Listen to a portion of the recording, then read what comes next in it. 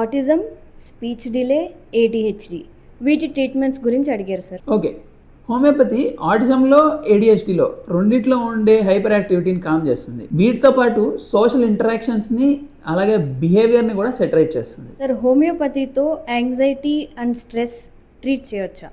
Definitely. Homeopathy మైండ్ని pacify చేయడమే కాకుండా డిప్రెషన్ లాంటి డిసీజెస్లో కూడా ఎక్సలెంట్ రిజల్ట్స్ని చూపిస్తుంది. హోమియోపతితో ఇన్ జనరల్ రిజల్ట్స్ ఎప్పుడు ఎక్స్పెక్ట్ చేయొచ్చు? మనం దీని గురించి ఆల్రెడీ మాట్లాడాం. అది ఎప్పుడు కూడా కండిషన్ని బట్టి ఉంటుంది. అక్యూట్ కండిషన్ అయితే మీకు నిమిషాల నుంచి గంటల్లో రిలీఫ్ వచ్చేస్తుంది. లేదు chronic condition with advanced pathophysiology అయితే టైం పడుతుంది, ఎందుకంటే ఆ పెథాలజీ ఆల్రెడీ ప్రోగ్రెస్ అయిపోయింది కాబట్టి.